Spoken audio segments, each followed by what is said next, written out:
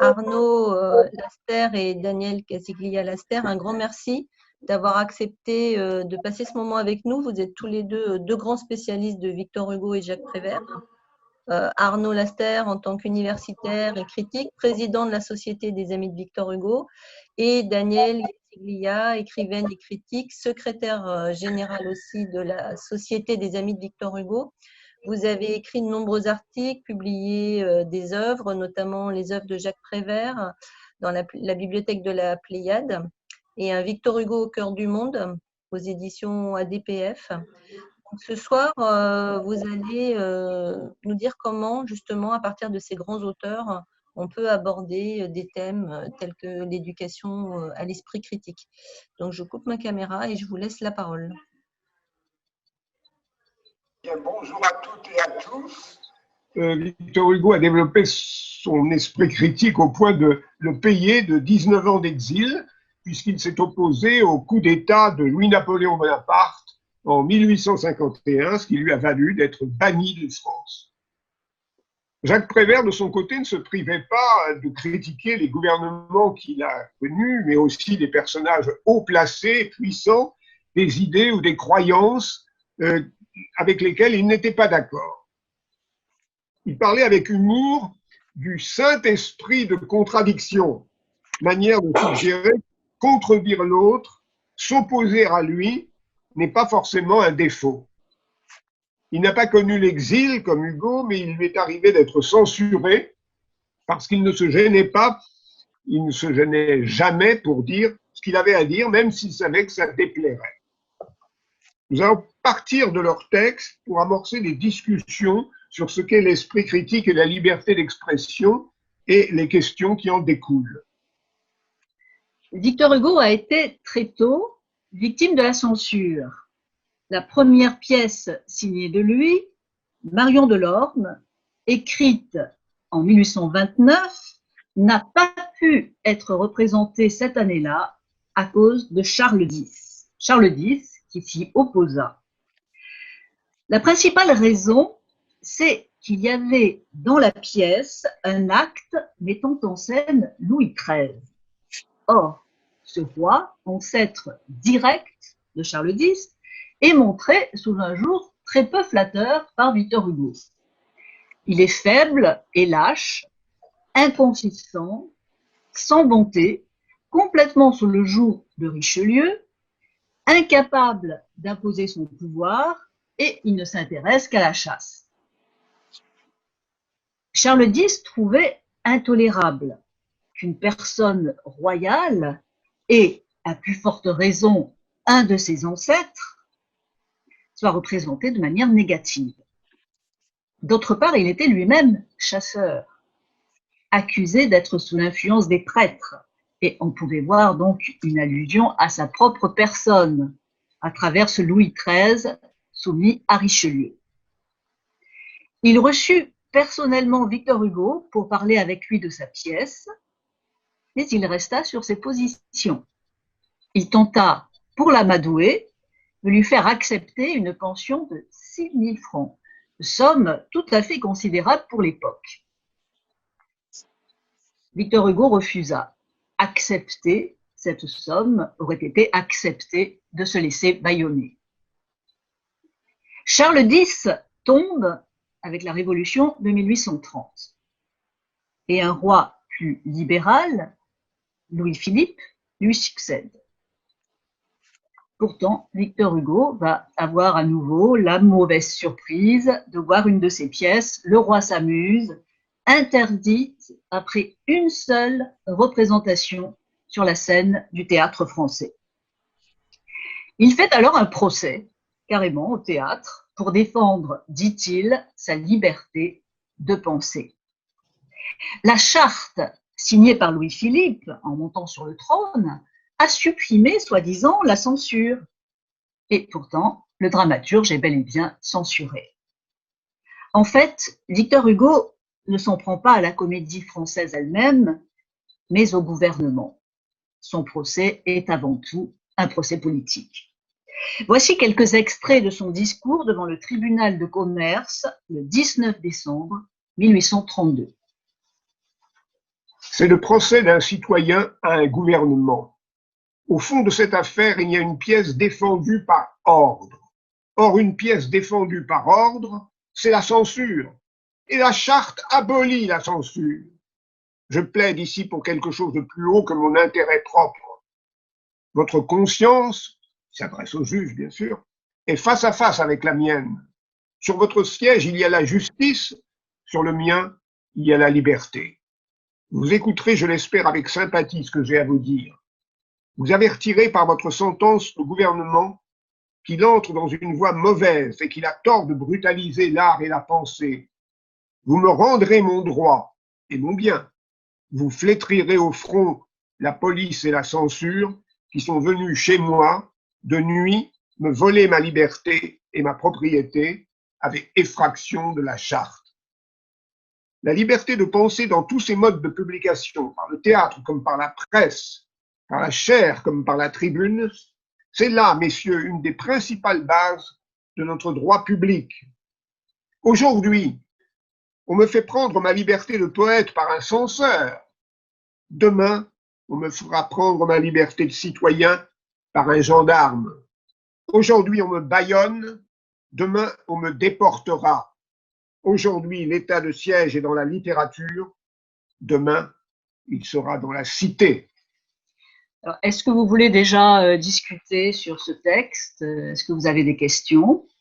Sa liberté de pensée et d'expression, comme son esprit critique, Victor Hugo va les déployer à l'égard de Louis-Napoléon Bonaparte. Alors, c'est pas Napoléon Ier, hein, c'est le futur Napoléon III. Victor Hugo soutient d'abord l'élection de celui-ci à la présidence de la République, d'autant plus qu'il faut faire barrage à Cavaignac. Cavaignac qui a réprimé dans le sang les émeutes de juin 1848. Mais très vite, il s'aperçoit que le nouveau président élu restreint les libertés et ne se préoccupe guère du bien-être du peuple. Hugo n'hésite donc pas à clamer haut et fort ce qu'il pense des lois envisagées, s'emportant même souvent contre son propre camp. Il n'hésite pas à attaquer ses propres amis politiques.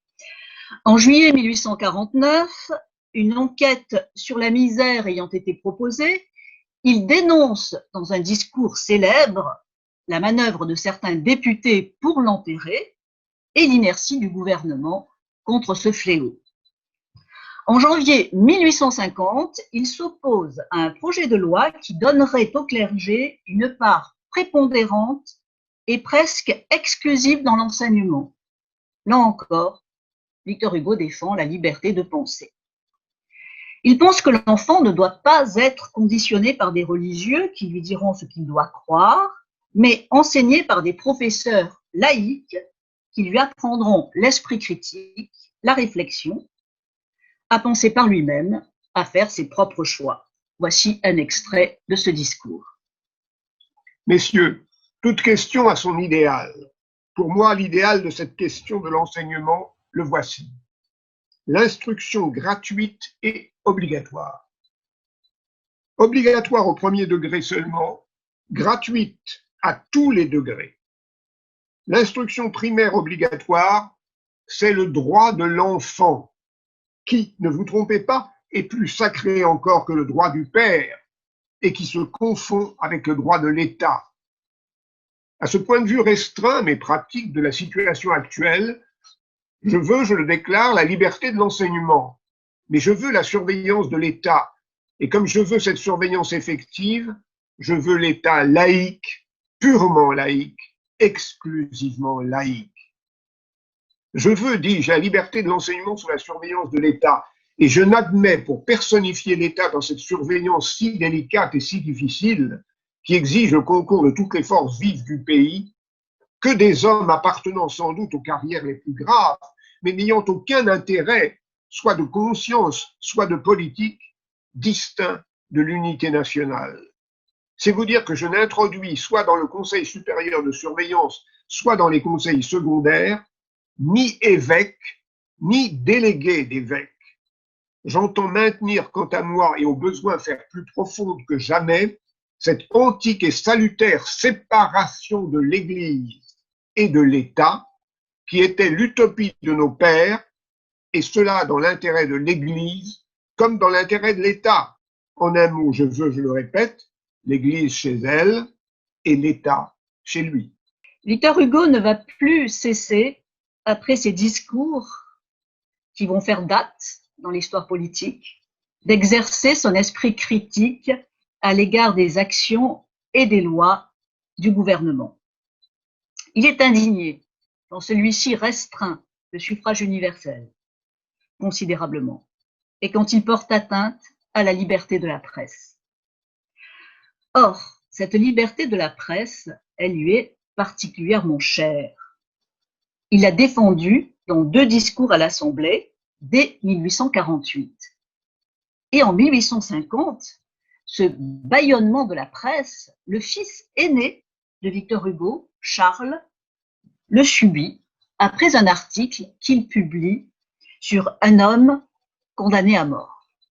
Cet homme, un braconnier qui est accusé d'avoir tué un garde-chasse, avait été exécuté dans des conditions particulièrement atroces.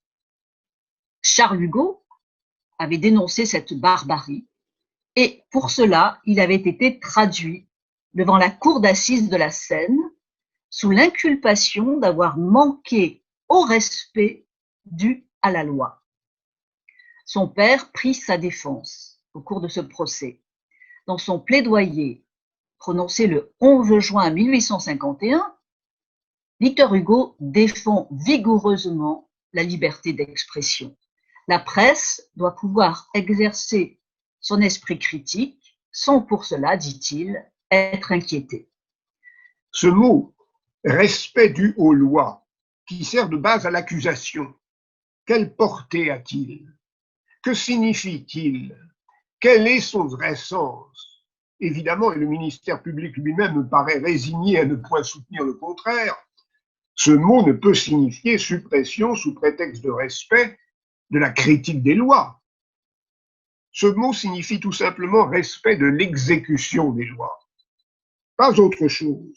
Il permet la critique, il permet le blâme, même sévère. Voilà le vrai sens, le sens unique de ce mot, respect des lois. Autrement, messieurs, pesez ceci. Dans cette grave opération de l'élaboration des lois, opération qui comprend 2 fonctions, la fonction de la presse qui critique, qui conseille, qui éclaire, et la fonction du législateur qui décide. Dans cette grave opération, dis-je, la première fonction, la critique, serait paralysée, et par contre-coup la seconde. Les lois ne seraient jamais critiquées, et par conséquent, il n'y aurait pas de raison pour qu'elles fussent jamais améliorées, jamais réformées. L'Assemblée nationale législative serait parfaitement inutile. Il n'y aurait plus qu'à la fermer. Ce n'est pas là ce qu'on veut, je suppose. Messieurs les jurés, du jour où l'on a apporté chez moi pour mon fils ce papier timbré, cette assignation pour cet inqualifiable procès, nous voyons des choses bien étranges dans ce temps-ci, et l'on devrait y être accoutumé, eh bien, vous l'avouerai-je, j'ai été frappé de stupeur. Je me suis dit, quoi? Est-ce donc là que nous en sommes? Comment? Une loi serait funeste. Elle donnerait à la foule des spectacles immoraux, dangereux, dégradants, féroces. Elle tendrait à rendre le peuple cruel. À de certains jours, elle aurait des effets horribles. Et les effets horribles que produirait cette loi, il serait interdit de les signaler, et cela s'appellerait lui manquer de respect, et l'on en serait comptable devant la justice. Il y aurait tant d'amendes et tant de prisons. Mais alors c'est bien, fermons la chambre, fermons les écoles, il n'y a plus de progrès possible. Ah, et parce que nous voulons cela, nous ébranlons la société. Ah oui, c'est vrai, nous sommes des hommes très dangereux. Nous voulons supprimer la guillotine. Il est vrai qu'aujourd'hui, on nous a fait la grâce de nous le dire au sein même de l'Assemblée nationale. On traduirait en justice l'athée Voltaire, l'immoral Molière, l'obscène La Fontaine, le démagogue Jean-Jacques Rousseau. Voilà ce qu'on pense, voilà ce qu'on avoue, voilà où on en est. Vous apprécierez, messieurs les jurés. Messieurs les jurés, ce droit de critiquer la loi, de la critiquer sévèrement, et en particulier surtout la loi pénale qui peut si facilement empreindre les mœurs de barbarie, ce droit de critiquer qui est placé à côté du devoir d'améliorer, comme le flambeau à côté de l'ouvrage à faire, ce droit de l'écrivain non moins sacré que le droit du législateur, ce droit nécessaire, ce droit imprescriptible, vous le reconnaîtrez par votre verdict, vous acquitterez des accusés. Eh bien, Charles Hugo fut pourtant condamné à 6 mois de prison ferme, malgré ce plaidoyer de son père. L'esprit critique de Victor Hugo et sa liberté d'expression lui coûteront cher. En 1851, Louis-Napoléon Bonaparte veut modifier la Constitution qui lui interdit de solliciter un nouveau mandat de président de la République. L'Assemblée législative vote contre cette modification. Alors, le 2 décembre, Louis-Napoléon Bonaparte fait un coup d'État pour garder le pouvoir. Hugo va faire partie du comité de résistance avec d'autres députés. Il échappe à l'arrestation, se cache durant quelques jours et il doit finalement quitter Paris pour Bruxelles le 11 sous un faux nom. Le 9 janvier 1852, il est officiellement banni du territoire français avec 65 autres députés. À Bruxelles, il écrit un pamphlet contre celui qui va devenir Napoléon III. Ce pamphlet a pour titre Napoléon le Petit, comparé à Napoléon Ier le Grand. Mais le gouvernement français fait pression auprès du gouvernement belge pour qu'il puisse poursuivre Victor Hugo s'il fait paraître son livre. Or, comme il est bien décidé à faire paraître son livre, Victor Hugo décide de partir pour l'île anglo-normande de Jersey.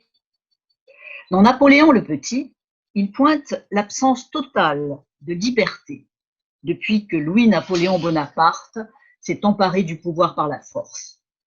La liberté d'expression ayant été supprimée, toutes les libertés, évidemment, s'effondrent.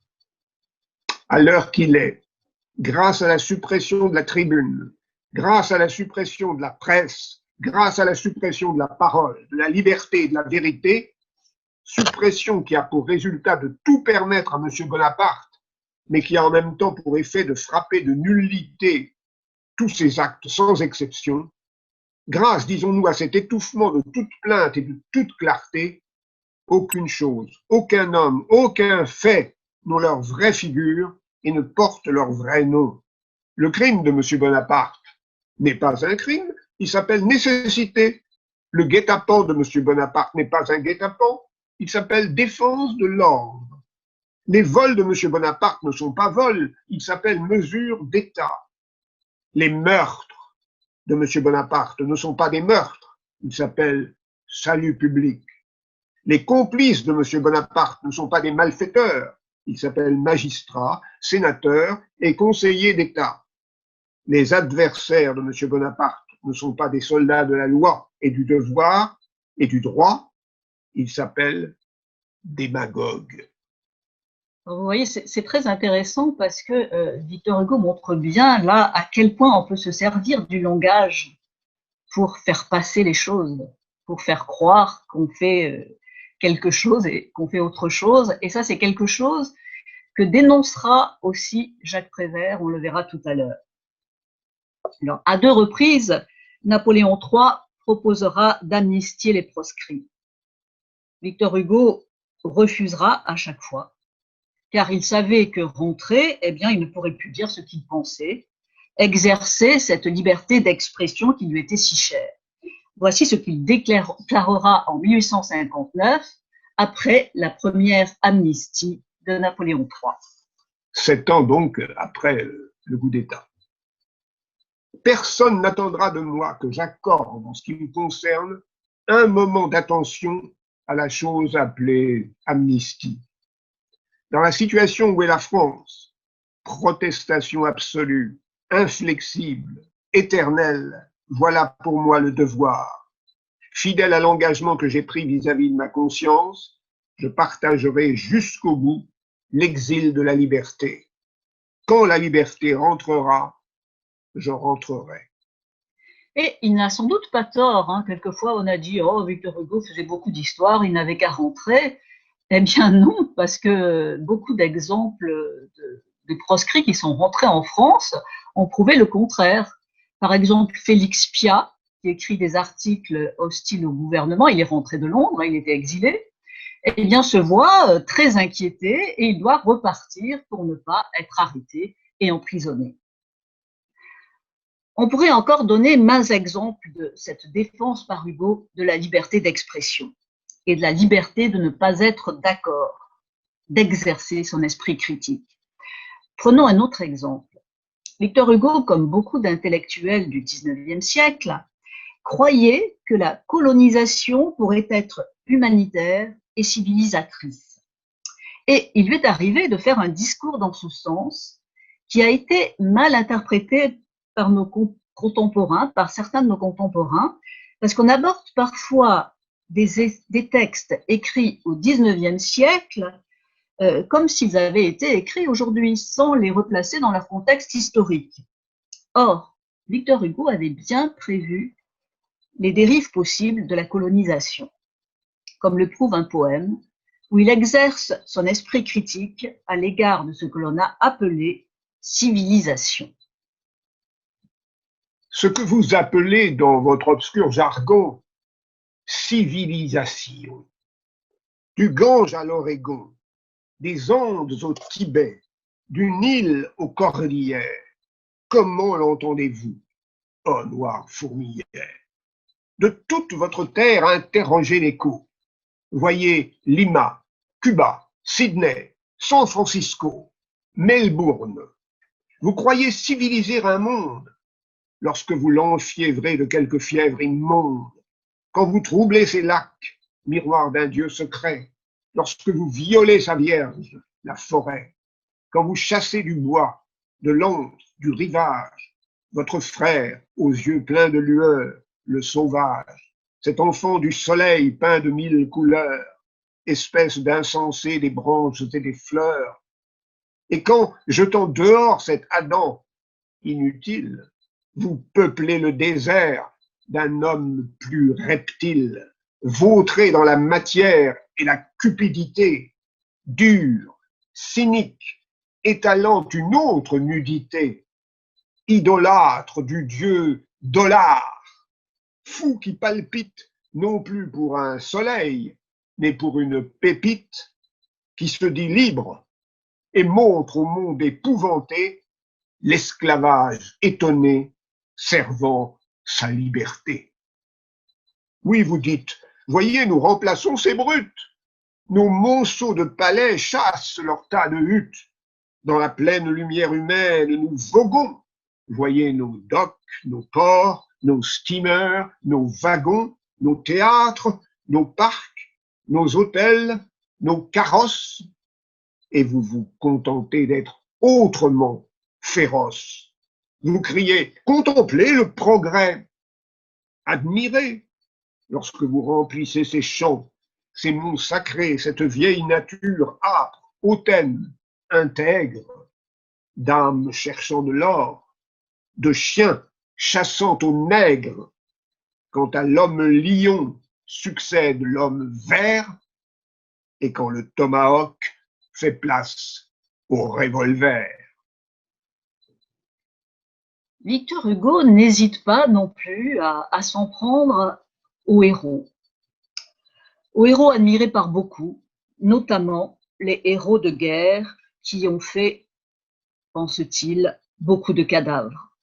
Dans son discours pour le centenaire de la mort de Voltaire, en 1878, il fait l'éloge de celui qui se battit contre l'intolérance et contre la violence, en évoquant l'homme du XVIIIe siècle, mais en profitant pour dire ce qu'il faut combattre et vers quel type de société il faut s'orienter.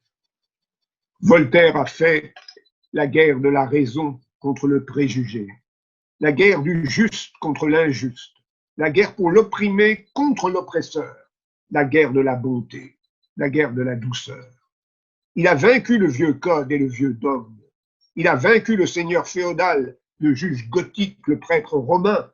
Il a élevé la populace à la dignité de peuple.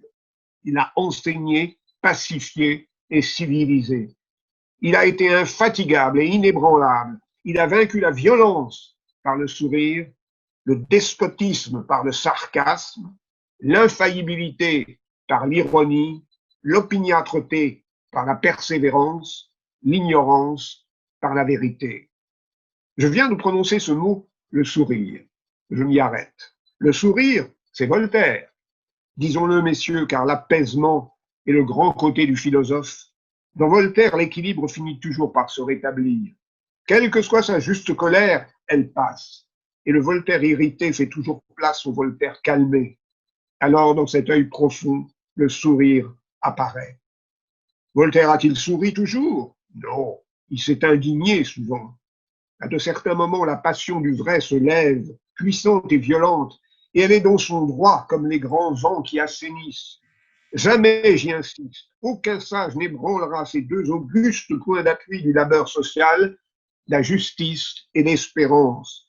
Et tous respecteront le juge s'il incarne la justice. Et tous vénéreront le prêtre s'il représente l'espérance. Mais si la magistrature s'appelle la torture, si l'Église s'appelle l'inquisition, alors l'humanité les regarde en face et dit au juge, je ne veux pas de ta loi, et dit au prêtre, je ne veux pas de ton dogme, je ne veux pas de ton bûcher sur la terre et de ton enfer dans le ciel. Les temps sont venus. Le droit a trouvé sa formule, la fédération humaine. Aujourd'hui, la force s'appelle la violence et commence à être jugée. La guerre est mise en accusation. La civilisation, sur la plainte du genre humain, instruit le procès et dresse le grand dossier criminel des conquérants et des capitaines. Ce témoin, l'histoire, est appelée. La réalité apparaît. Les éblouissements factices se dissipent. Dans beaucoup de cas, le héros est une variété de l'assassin. Les peuples en viennent à comprendre que l'agrandissement d'un forfait n'en saurait être la diminution, que si tuer est un crime, tuer beaucoup n'en peut pas être la circonstance atténuante, que si voler est une honte, envahir ne saurait être une gloire, que les Tédéums n'y font pas grand-chose, que l'homicide est l'homicide, que le sang versé est le sang versé, que cela ne sert à rien de s'appeler César ou Napoléon, et qu'aux yeux du Dieu éternel, on ne change pas la figure du meurtre, parce qu'au lieu d'un bonnet de forçat, on lui met sur la tête une couronne d'empereur. Ah, proclamons les vérités absolues, déshonorons la guerre. Non, la gloire sanglante n'existe pas. Non, ce n'est pas bon et ce n'est pas utile de faire des cadavres. Non, il ne se peut pas que la vie travaille pour la mort. Alors ça, c'est quelque chose de très, très important chez Hugo. Pour lui, la vie humaine est inviolable. C'est pour ça qu'il se bat toute sa vie quasiment contre la peine de mort et contre le meurtre, contre tout ce qui porte atteinte à la vie. Nous allons passer à Jacques Prévert. On reporte donc la discussion après notre intervention. Ah ben, sauf s'il y a une demande. J'allais justement dire, si vous me permettez, d'où le merveilleux plaidoyer, je ne sais pas si vous avez eu l'occasion de le lire, mais le dernier jour d'un condamné de Victor Hugo, un plaidoyer merveilleux, très très intéressant à lire sur la peine de mort, sur la royauté et le système féodal, toutes ces choses-là. Donc voilà, ça va en ligne avec ce que vous étiez en train de dire il y a quelques minutes. Oui, très beau texte, Et très précoce. Oui, et très précoce, oui. À 27 ans. Oui, tout à fait. Donc une bonne lecture que je recommande d'ailleurs. Ah oui. C'est le premier texte vraiment qui implique de sa part une telle prise de position, hein, et il en fera découler un petit peu la suite, puisque lorsqu'il répondra à des critiques disant qu'il n'a pas toujours été républicain, il dira oui, j'ai évolué, mais j'ai évolué, me semble-t-il, dans le bon sens. Et puis si j'ai été républicain tard, j'ai été socialiste très tôt, et il citait en exemple le dernier jour d'un condamné, parce qu'il y a une mise en question de la société, et que d'après lui, donc, elle avait été antérieure encore à sa mise en question du pouvoir absolu. Et elle va se poursuivre d'ailleurs dans son œuvre par une autre nouvelle qui s'appelle Claude Gueux, et où il met en question la prison et la manière dont on traite les prisonniers, au lieu de les insérer, au lieu de faire en sorte qu'ils puissent être améliorés par la prison, eh bien on les enfonce quelquefois dans l'injustice, et du coup ils en arrivent à se révolter. C'est ce que fait Claude Gueux, et il est envoyé finalement au gibet. Tout à fait. Merci pour ceci. J'en prends note. Et heureusement, ces textes sont assez facilement abordables aujourd'hui, sont en collection folio. Je ne veux pas faire de publicité personnelle, mais il se trouve que j'ai donné une édition de Claude Gueux justement pour la collection folio classique. Merci de votre intervention et de rappeler ce magnifique roman qu'est Le dernier jour d'un condamné. Oui. À la première personne du singulier, hein, Hugo se met dans la peau d'un homme qui vit ses 24 dernières heures, et du coup le lecteur lui-même est amené à partager cette angoisse et cette révolte. Oui, j'allais vous le dire, tout à fait. On se met à la place du condamné. Ça, c'est certain que ce texte-là est prenant. Donc, je le recommande vivement. Très facile à lire.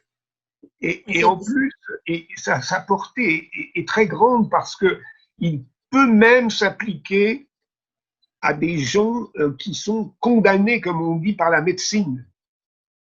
Et à ce moment-là, amenés à mettre en question toutes les tentatives pour faire admettre, par exemple, l'euthanasie ou des choses comme ça.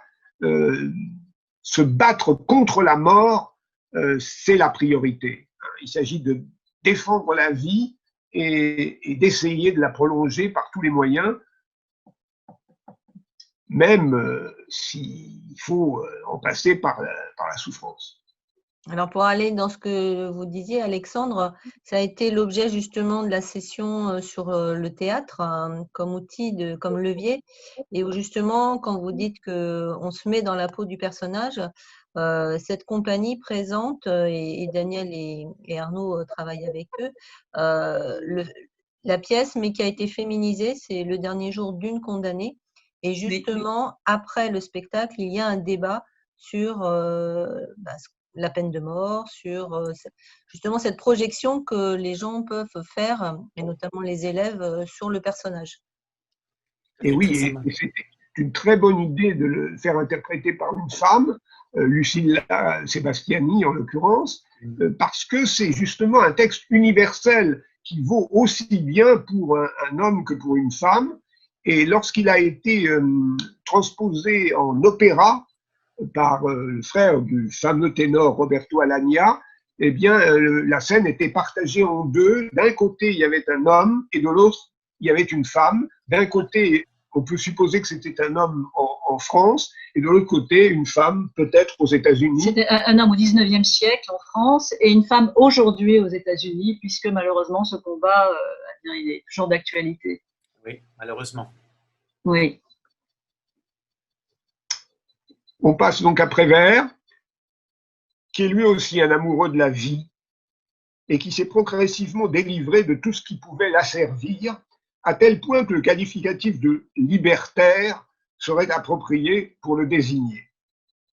S'étant associé au groupe surréaliste, il s'est rebellé contre l'autorité qu'André Breton exerçait, et l'un de ses premiers textes publiés, Mort d'un monsieur, l'atteste. Cet esprit critique, Jacques Prévert le manifestera tout au long de son œuvre. Nombre de textes qu'il donnera au groupe Octobre, qui les interprète dans la rue, dans les usines, sont intitulés Actualité et destinés à démystifier les auditeurs ou spectateurs des bulletins d'information imprimés ou radiodiffusés. Cet esprit critique, il le montre d'abord à l'égard du langage stéréotypé, expression toute faite, lieu commun, proverbe. Imposé par d'autres, ces expressions figées empêchent selon lui d'avancer. Le texte qui ouvrira son premier recueil, Paroles, tentative de description d'un dîner de tête à Paris-France, s'achève par un démenti à la formule « Le soleil brille pour tout le monde ». Et il va très souvent apporter des retouches aux formules passées à l'état de proverbe. 100 fois sur le métier, remettez votre ouvrage, célèbre formule de Boileau, devient par exemple chez Prévert 100 fois sur le métier, remettez votre ouvrage à demain si on ne vous paye pas le salaire d'aujourd'hui. L'expression tomber en enfance est remise en question par lui. Les gens âgés, écrit-il, remontent en enfance. Il s'en prend aussi aux généralisations abusives, à ceux qui s'imaginent que leurs points de vue comme leurs expériences sont unanimement partagés.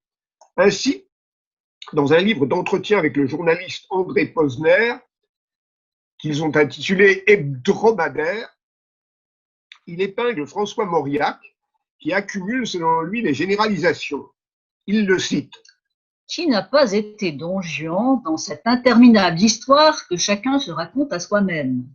Et il répond, je n'ai jamais été Don Juan dans une interminable histoire que je me serais racontée à moi-même. Mauriac écrit encore. Quand j'étais enfant, j'obligeais deux mantes religieuses à s'affronter. Il y a du Néron dans l'écolier le plus doux. Et Prévert de répondre, enfant, je n'ai jamais obligé deux mantes religieuses à s'affronter, et s'il est faux que chaque homme ait dans son cœur un cochon qui roupille, il n'est pas vrai non plus qu'un bourreau sommeille dans chaque nouveau-né. Pendant la guerre, sous l'occupation, les films qui sortent sont surveillés de près par la censure. Prévert, qui est scénariste dialoguiste, essaie de détourner cette censure.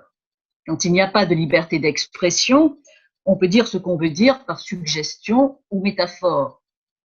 Dans Les Visiteurs du soir, film paru en 1942, donc en pleine occupation, on pouvait deviner plusieurs allusions cachées à l'actualité. À la fin du film, les cœurs des deux amants que le diable a changés en statues de pierre continuent à battre, ce qui le rend furieux, le diable. Mais c'est leur cœur que j'entends, leur cœur qui bat, qui ne cesse de battre, leur cœur qui bat, qui bat, qui bat. On pouvait bien sûr voir en ces cœurs qui continuaient à battre sous la pierre une métaphore de la résistance. D'autant plus que des années avant, en 1936, dans un texte intitulé « La crosse en l'air », Prévert avait déjà utilisé la même métaphore pour désigner la résistance des républicains espagnols aux franquistes. Et tout le monde l'entendait battre, le cœur de la Révolution, ce cœur que rien, personne ne peut empêcher de battre, que rien, personne ne peut empêcher d'abattre ceux qui veulent l'empêcher de battre, de se battre, de battre, de battre. On voit le diable dans le film fouetter les statues, mais de façon évidemment totalement impuissante. Comme Victor Hugo, Prévert a été censuré. En 1938, par exemple, un projet de film, L'île des enfants perdus, qui visait les maisons de redressement pour jeunes délinquants, a été interdit. En 1949, la diffusion de l'enregistrement par Prévert d'une partie d'un texte qui avait pour titre « La transcendance », qui ouvrira 2 ans plus tard son recueil Spectacle, est également interdit. À la fin de la guerre de 39-45, après le bombardement de Brest par les Alliés, Alliés était une importante base stratégique pour les Allemands, Brest, Brest. Il a écrit un texte sur cette destruction de Brest intitulé Barbara, dans lequel il a lancé une exclamation qui a beaucoup choqué. Quelle connerie, la guerre! Du coup, le texte, mis en musique par Joseph Cosma, est interdit d'antenne à la radio. Prévert s'en prend, bien sûr, à l'absurdité de la guerre. Pour libérer un pays, on bombarde une de ses villes. Nous allons vous faire entendre une partie de ce texte, car il témoigne de la liberté d'expression de Prévert, qui ose dire des vérités à un moment où on n'a pas envie de les entendre, pas du tout même. Rappelle-toi, Barbara, n'oublie pas cette pluie sage et heureuse sur ton visage heureux, sur cette ville heureuse, cette pluie sur la mer, sur l'Arsenal, sur le bateau d'Ouessant. Oh, Barbara, quelle connerie la guerre! Qu'es-tu devenue maintenant sous cette pluie de fer, de feu, d'acier, de sang? Et celui qui te serrait dans ses bras amoureusement, est-il mort, disparu ou bien encore vivant? Oh, Barbara, il pleut sans cesse sur Brest, comme il pleuvait avant, mais ce n'est plus pareil et tout est abîmé. C'est une pluie de deuil, terrible et désolée. Ce n'est même plus l'orage de fer, d'acier, de sang. Tout simplement des nuages qui crèvent comme des chiens qui disparaissent au fil de l'eau sur Brest et vont pourrir au loin, très loin de Brest, dont il ne reste rien. Ça lui a été terriblement reproché, ce texte. On est à la libération, hein, donc les gens ont envie de parler justement de la libération, de faire la fête, et n'ont pas tellement envie qu'on leur fasse remarquer certaines choses. On le voit, liberté d'expression et esprit critique sont tout de même intimement liés. Tout citoyen se doit d'exercer son esprit critique à l'égard des lois qui régissent sa nation, à l'égard de ce qu'il lit, de ce qu'il entend, de ce qu'il voit. Mais pour exercer son esprit critique, il faut être libre de ce qu'on peut dire et écrire. Et puis, il faut aussi peut-être avoir été préparé à l'esprit critique, hein, ce qui n'est pas toujours le cas de tout le monde partout. Nous conclurons par un aphorisme de Prévert qui devrait prolonger la réflexion de chacun et que vous pourrez peut-être donner comme réflexion à vos élèves. Quand la vérité n'est pas libre, la liberté n'est pas vraie. Voilà, on termine là-dessus et maintenant la parole est à vous pour une discussion que nous espérons. Merci beaucoup Daniel et Arnaud pour tous ces beaux textes et puis pour les débats que j'imagine on va pouvoir entamer. Vraiment, je souhaiterais que ce soit les collègues qui parlent parce qu'ils ont certainement des points à partager, je pense. Oui, ce que je voulais vous dire, c'est que en fait, lorsqu'on parle d'expression, le problème, c'est que les gens donnent des définitions différentes aux mots. C'est-à-dire, par exemple, je me souviens, pendant la dictature Pinochet, à l'arrière, au dos des pièces de monnaie, il y avait un personnage avec les bras en l'air qui cassait des chaînes, et il y avait marqué dessous la date du coup d'État avec liberté. C'est-à-dire que pour le régime de Pinochet, la liberté, c'était le coup d'État et avoir brisé carrément les chaînes. Il y avait cette iconographie qui était très ambiguë. Sur la laïcité aussi. Le mot laïcité, certaines personnes estiment que c'est la liberté totale justement pour chacun d'exercer sa pensée et penser ce que l'on veut. Et pour d'autres, au contraire, c'est la privation de liberté justement d'exercer sa liberté de culte ou sa religion. Vous parliez tout à l'heure de Hugo qui s'est prononcé contre la peine de mort. J'ai entendu effectivement des personnes qui ont utilisé ce texte de Victor Hugo contre l'euthanasie, certains qui l'ont utilisé aussi carrément contre l'avortement. Donc, avec une idée, on peut, avec un même support, en fait, on peut le dévoyer pour essayer d'imposer, au nom de la liberté, par exemple, son idée contre l'euthanasie, contre l'avortement, pour imposer son choix et non plus laisser le choix, au nom de la liberté. Donc, c'est toute la difficulté, en fait. Lorsqu'on a des textes, on peut les interpréter de manière différente, en fait, et les manipuler parce que certaines personnes ne donnent pas la même définition aux mots que nous avons en commun. Bien sûr, bien sûr. Et Victor Hugo montre bien dans Napoléon le Petit comment on peut utiliser le vocabulaire pour modifier les choses, enfin pour faire croire qu'on accorde la liberté, qu'on améliore les choses, et on fait tout le contraire, mais on donne un certain mot à ce qu'on fait pour aplanir les choses. À titre personnel, parce que je sais que c'est une position qui n'est pas forcément partagée, y compris par des amis, je dois dire que je fais une différence assez fondamentale entre l'avortement et l'euthanasie, parce que dans le cas de l'avortement, pour moi, il s'agit d'une vie qui n'est pas encore vraiment née, alors que dans l'euthanasie, il s'agit vraiment d'un être vivant, bon, dont on va préparer ce qu'on appelle une bonne mort, comme si la mort pouvait être bonne. Et là, j'ai un vrai doute et un recul, parce que pour moi, il n'y a pas de bonne mort. Mais, tant que l'on a le choix, c'est le principal. Oui, ben oui, voilà. Mais c'est ça, il faut que chacun ait le choix. Voilà, c'est ça la question. Mais qu'on ne l'a, qu'une instance quelconque ne décide pas d'en finir avec un malade, par exemple, dit à la dernière extrémité, sous prétexte qu'on ne trouverait pas de quoi le guérir. Bon, c'est à la médecine de faire son devoir et de se battre pour trouver le moyen de le sauver, de mon point de vue. Non, mais je crois que là, on est tous d'accord. C'est qu'il faut un choix. Quoi, oui. Oui. On va peut-être recentrer le débat plutôt sur l'esprit critique, parce que sinon, ça va nous emmener sur d'autres pistes.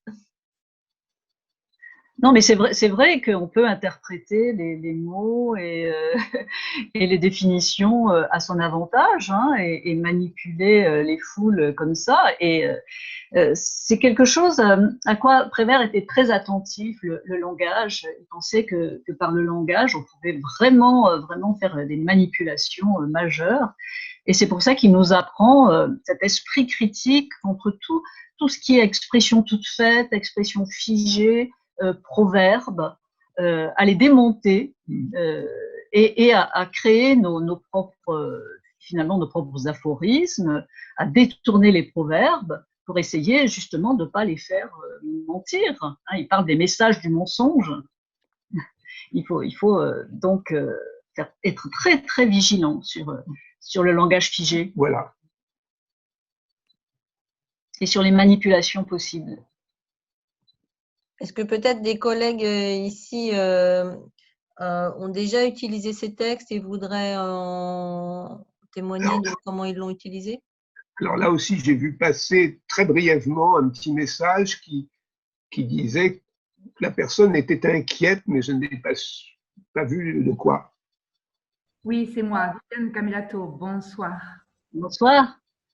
Donc, je disais que personnellement, j'étais très inquiète par cette liberté d'expression qui consiste à tromper les masses, justement. Les masses qui ne sont pas encore suffisamment dotées ni d'esprit critique, ni de bagage culturel suffisamment consistant pour pouvoir exercer cet esprit critique. Donc, je suis inquiète pour cette utilisation à des fins politiques, mais aussi commerciales, notamment par la vente des produits, je pensais aux armes, bien sûr, qui portent atteinte à la vie, mais surtout par ceux qui portent atteinte à la santé, c'est-à-dire toutes ces ventes de produits, disons, qui contiennent des ingrédients qui sont nuisibles, on le sait, à forte dose à la santé humaine, et les gens les achètent soumis qu'ils sont au message publicitaire et agissant contre leur propre santé. Moi, ça m'inquiète énormément, ça. Voilà, je voulais savoir quel était votre avis là-dessus. Mais vous avez parfaitement raison, et je crois que aiguiser l'esprit critique chez les jeunes très tôt, c'est peut-être ce qu'il y a de plus salubre. Et de les protéger de la publicité, par exemple. Oui, mais s'ils ont l'esprit critique, peut-être qu'ils exerceront leur esprit critique à l'égard des messages diffusés par la publicité. Voilà, et ce n'est pas tant de la liberté d'expression qu'il faut se méfier, mais surtout de la liberté des plus forts et de ceux qui détiennent les moyens de la diffuser. Des gens qui détiennent ce pouvoir, eh bien, leur liberté risque d'entraîner l'asservissement des autres. Moi, si je veux bien réagir à ce qui vient d'être dit également. Hein, c'est Alexandre qui prend la parole là. Oui, moi, c'est ce qui m'inquiète, c'est bon. Déjà, premièrement, c'est sûr, c'est le manque d'éthique qu'il y a derrière certains messages. Hein, l'utilisation de la langue et c'est sûr qu'il faut qu'il y ait une éthique qui soit pure là derrière. Mais moi, ce qui m'inquiète, c'est justement l'incapacité de comprendre des messages ou de lire à travers des messages tels qu'ils sont publiés. Et ça, je pense que c'est beaucoup plus inquiétant d'avoir des masses ou d'avoir des populations qui sont un peu moins sensibles, qui ne sont pas équipées pour pouvoir lire à travers ces messages. Voilà. Tout à fait. Et puis, il est vrai que les gens, très souvent, répètent ce qu'on leur dit, ne pensent pas par eux-mêmes. On le voit sur les réseaux sociaux, quand on voit les mêmes citations qui reviennent 50 fois, les mêmes articles qui reviennent. Moi, je dis toujours, mais trouvez vos propres citations, lisez, et puis faites un choix de citations qui vous plaisent, mais ne répétez pas toujours bêtement ce que vous lisez. Et il faut être conscient du fait que circule, grâce à Internet, qui est par certains côtés quelque chose de très précieux et de très utile, mais circulent aussi de fausses citations qui sont indéfiniment répétées. Et s'il y avait un conseil que je donnerais à chacun et à chacune, c'est lorsqu'il n'y a pas de référence à une citation, d'être tout de même très prudent avant de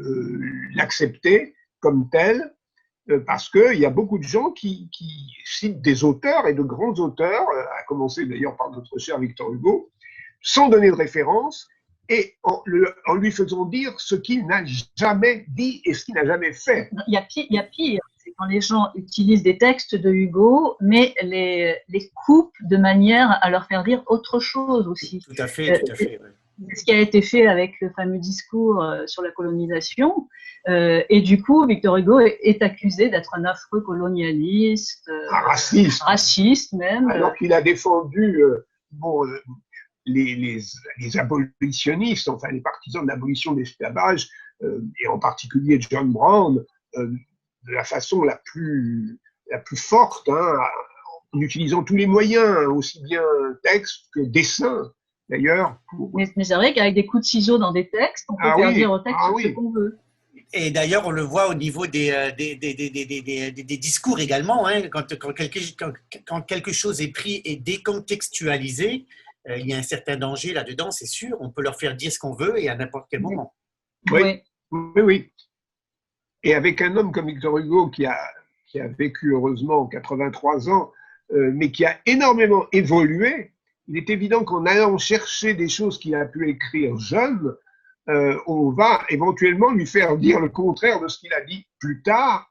Et donc, là aussi, il faut avoir une conscience de l'évolution et ne pas généraliser une prise de position qu'il a pu avoir. À un moment, il n'avait pas entièrement pris conscience de beaucoup de choses et il était tout à fait lucide à cet égard, puisqu'il savait qu'on allait lui reprocher, et il disait que ce n'était pas forcément un compliment ou un éloge de dire de quelqu'un qui n'a jamais changé d'avis, parce qu'on peut changer d'avis en s'éclairant et en prenant conscience de certaines choses. La question revient toujours la même. Dans quelle mesure l'école telle qu'on la connaît aujourd'hui prépare l'enfant, prépare les enfants, prépare les futurs adultes, les futurs citoyens à justement exercer leur esprit critique? Ça, c'est une question qui pourrait nous amener sur tout un autre débat, mais pour moi, c'est à ça que je pense finalement. La responsabilité même d'abord des enseignants. Ça devrait être la première fonction de l'école, exercer l'esprit critique.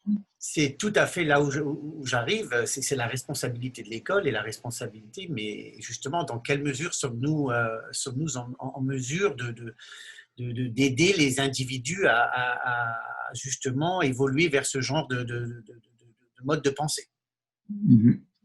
Oui. Ça devrait être un des enjeux de l'éducation civique, par exemple, Mais même le professeur de français dispose aussi, justement, par la richesse des textes de notre littérature, des moyens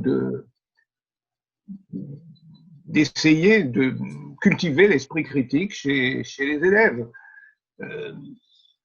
Bon, il y a la nécessaire diffusion des connaissances, mais il y a aussi dans l'école, c'est vrai, cette fonction de faire de ces enfants et de ces adolescents de futurs citoyens. Mais encore faut-il que les enseignants aient aussi la liberté d'expression. Hein, ah oui. C'est pas toujours le cas. C'est sûr. C'est sûr, mais c'est sûr qu'on ne peut pas rester à un niveau, c'est-à-dire qu'on explique aux enfants quels sont les droits, quels sont les devoirs. Hein. Je pense qu'à un moment donné, la citoyenneté, il faut l'exercer et il faut la mettre à mal, hein, d'une certaine manière. C'est-à-dire qu'il faut la tester, il faut avoir ces conversations dans les classes et j'ose espérer que, bon, la philosophie existe, c'est sûr, les cours de philosophie, mais elle arrive tard au niveau du système éducatif et ça, c'est bon, voilà, c'est des questions que je me pose. Mais on a une spécialiste ici, hein, Marjorie, je ne sais pas si tu veux intervenir. Le professeur de français ou le professeur d'histoire-géographie dispose de beaucoup de moyens de contribuer à développer l'esprit critique. Marjorie, tu veux dire quelques mots ? Oui, non, juste, moi, ce qui me semble, je vous écoute, je prends mes petites notes. Ce qui me semble important, en fait, c'est de donner un cadre de travail pour l'esprit critique. Et ça, il me semble que dans l'école, dans les programmes scolaires, on a la matière pour essayer de faire réfléchir. Et en fait, moi, je dis toujours qu'il faudrait qu'on mette en place des activités pour donner des réflexes critiques aux élèves, un cadre dans lequel ils peuvent s'inscrire. Mais en fait, le problème de l'esprit critique, c'est que c'est souvent conditionné par tout le bagage culturel dont on avait parlé, en fait, par le fait qu'il y a peut-être des biais culturels qui viennent s'interposer, il y a peut-être des convictions, des croyances. Donc, en fait, on navigue toujours dans un petit peu problématique parce qu'on va avoir la formation de la personnalité au sein de la famille et puis le cadre scolaire qui va essayer alors pour moi, enseigner l'esprit critique, c'est d'abord faire se poser des questions. Et il me semble que déjà, si on demande aux élèves, c'est un peu ce que disait Thierry tout à l'heure, quand on a une pièce de monnaie et puis qu'on a une effigie et puis qu'on a une date, qu'est-ce que ça peut vouloir dire ?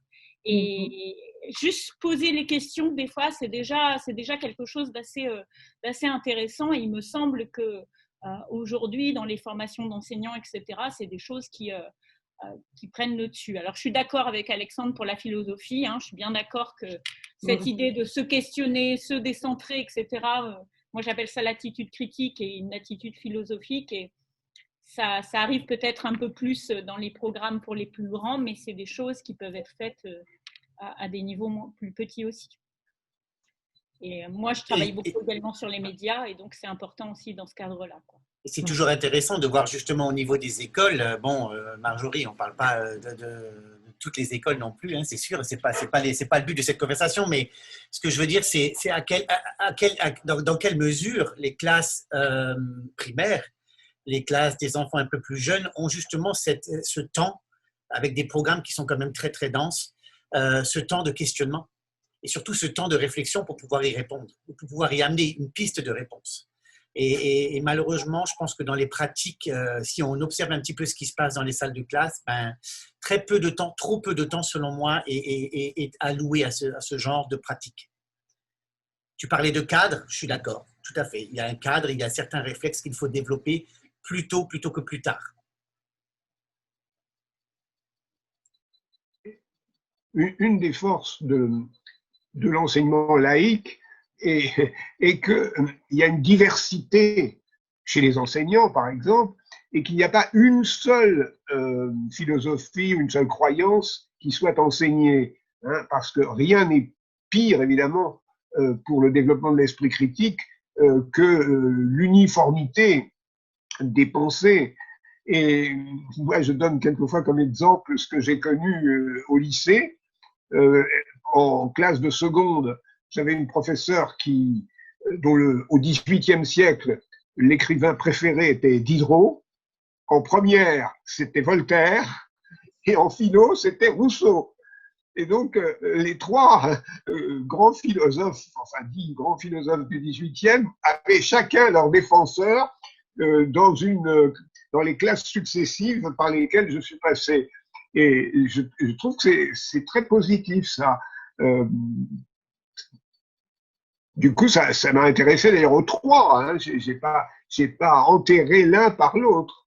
Écoutez, Daniel et Arnaud, un très grand merci pour tous ces échanges. On attend les textes avec impatience, comme ça les collègues pourront y revenir parce qu'il y avait beaucoup de matière.